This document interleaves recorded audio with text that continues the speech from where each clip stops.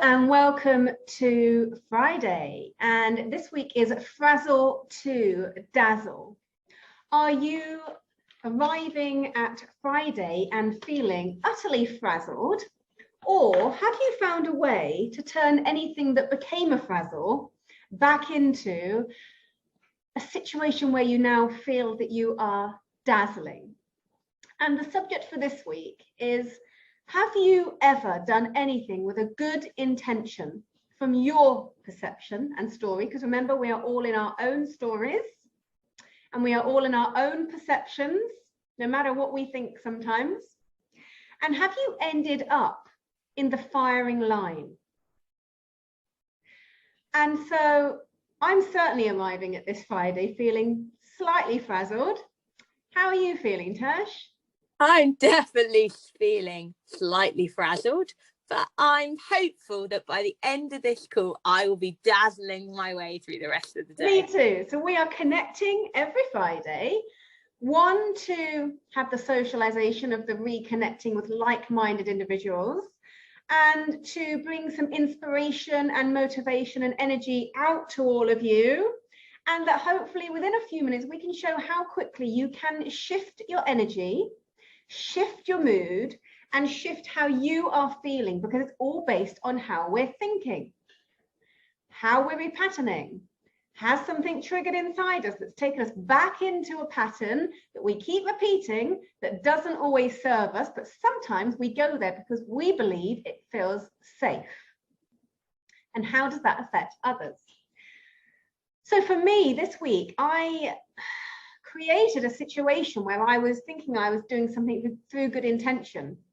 And actually I ended up in the firing line, and I had to get my popcorn out and I had to laugh to myself and say, I put myself there through a choice. I picked up the phone, I made a phone call, and even though in my story, it was a good intention, we never know what's going to be at the end of that phone when the other person picks it up, whoever it is. And sometimes we get pulled in to whatever is going on, and the subject matter of what the phone call was about, or the meeting, or it could be anything. It could be work situation, it could be friends, it could be family, it could be children, any situation. You don't know what you are going into when you start a conversation based on your own thoughts and intentions. And I can safely say that nearly energies collided in my situation. But, and this all comes down to, at the point in time, how we're feeling. If we're feeling quite resilient in ourselves, we can pretty much stay grounded and handle all those things being fired at in life today. However, if we're feeling slightly knocked off balance, it doesn't then take much for our tree to either completely fall over or get completely blown about in the wind, and we start to feel that sense of just overwhelm, where anything else that comes in, no matter how small it is and how on any other given day, we'd go, yeah, that's fine, bring it in, bring it on, that's okay. We're going, oh my God, if one more thing comes in, I just can't handle this anymore. And it's that choice, isn't it? Like today, we could have both said, we're not going to do this call, feeling a bit frazzled, but actually jumping in and being able to find a way to find some humor in whatever has happened, taking that physical step back. So if you're on the phone to somebody and something's going on, just physically take a step back. If you're in a confrontational situation with somebody and you're feeling that energy, they may be zapping your energy or attacking, just physically take a step back. And it's about creating space, and that's taking control. Absolutely. And when you can take control of whatever is going on, your resilience is going to start to fire, because you are going to get that column of energy coming back in from that sacrum up to your third eye, out the top, out into the universe. And you can say to yourself, whatever is going on external to me is not personal. Yeah. Even if you feel, or did feel 10 seconds ago that it was. So anything that you have been through this week, if it's come from external into you, it is not personal. It may be an opportunity for you to learn something, to grow, and to turn it into that opportunity rather than a challenge and ask yourself, did you have your boundaries in place? And were you able to respond rather than react? And whichever way it went, what can you learn from it? What can you take from it? And how can you get that popcorn out? Walk yourself from screen 1 in the cinema, take yourself off to screen 2. Maybe you've got a nice little cartoon or a nice love film playing in screen 2. Take yourself away from the firing film. Take yourself into screen 2 and realize that at any time, any place, anywhere, you can remove yourself from whatever is going on externally and disconnect from your mind and go back into the body, into your heart, into your breath, and say, somewhere inside of me, no matter what is going on the outside, as much discomfort as I am experiencing, there's a place inside of me that feels okay. I love, trust, and respect myself. I am enough. Yeah. And for me, I think this week it's all come with the fact that I reacted to my daughter being in the firing line. Okay. And me not feeling that actually she was heard, she was listened to. So I reacted. And then I got in the firing line because the teacher reacted. Oh no! And actually, all I was doing was protecting her and showing her that someone can stand up for her. And the teacher didn't like it. Mm-hmm. Because so what was going on with the teacher? Yeah, exactly. Because if the teacher had been in a good place or in a resilient place, in a balanced space, and could see it as positive from a more 360 degree, and maybe that reaction would take place. So what you can see is like this domino effect. Yeah, absolutely. Where energy gets transferred, energy gets transferred, energy gets transferred, and what we end up is this firing line of reactions before we even know. Yeah. But it was about teaching my daughter the resilient skills of actually, yeah, you've said your piece and that's okay. But maybe more I should have done. Yeah. When you want, and express your needs with kindness, without judgment, and ensure that you are expressing your voice, that you are getting your needs and requirements heard, and you cannot control how somebody else reacts back to you. You cannot control somebody else's behavior. All you can control is yours. So how did you remedy between you and your daughter? See, me and my daughter were fine because what happened was I had taught her the skills of actually, if you're not feeling heard or understood, you need to say your voice. Yes. But unfortunately, what came back was a teacher that wasn't able to match that.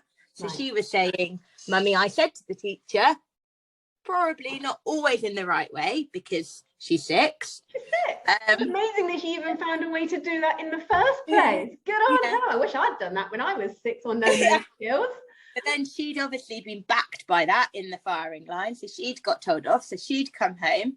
So then I'm like, well, all you're doing is showing your there. So I then go in the firing line. I react rather than stepping back and probably having a conversation. I sent this very wordy email of, I want your behaviour policy because my daughter's been named and shamed and actually.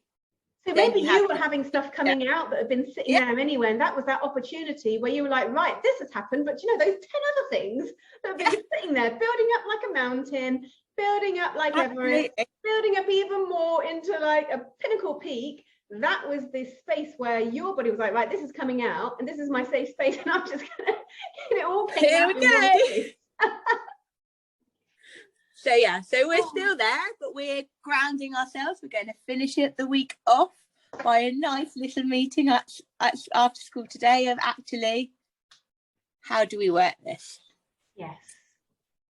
With kindness and without judgment, and that everybody has their own stories, everybody has their own experiences, everybody has their own triggers, and sometimes we don't even know them until we feel that sensation. But it's being able to get yourself to a point where as you feel that feeling and you feel something changing inside you, that you can quickly say to yourself, okay, something's coming in for me, I need to stop. Because if I don't stop, then it's going to escalate. So I think maybe we should have this conversation another time. So what I did was said, I'm going to end this call now. Yeah. This isn't appropriate. And I ended the call. Well done. And I walked away from the confrontation of the teacher. Yeah. So that's where you can bring it back, take a step back, take a breath, resume control so that you self-regulate and feel that resilience, and realize whatever happened then, it was not personal to us, but there is some personal growth and some learnings that we can take from every situation that we experience and work out our boundaries and being brief, informal, friendly and firm. I think learning how to behave around certain individuals, and certainly learning that we manage our own behavior and not anybody else's. Look after our tribe. And be in control of that, and not let outside agencies kind of take over. Yeah, and if we do spiral out, that toolkit just to come back in, breathing in that column from that sacrum up and down, that brings it in, it stops sharing our energy, because when we become vulnerable and emotional, our energy starts to disperse out. And when it disperses out, we very quickly find ourselves in overwhelm, lacking energy, emotional exhaustion. So even just taking that breath where we go, looking up and bringing it back down, you can very fast, within a split second, bring your energy back in. Absolutely. For me, it's like reconnecting, going outside. I feel much better now. I've been for my run, reconnected to myself. Yeah, and how am I going to go and refill my cup up a bit now that it got emptied? Yeah, absolutely. Amazing. If ours are full, the kids are full too. When we're okay, our children are okay. Definitely. Okay, well, wishing you an amazing meeting this afternoon. Thanks very much. We'll check in. And I do feel better after our call. So do I. Amazing. Thank you. Take care and love out to everybody else. And we hope we've inspired and motivated you this Friday.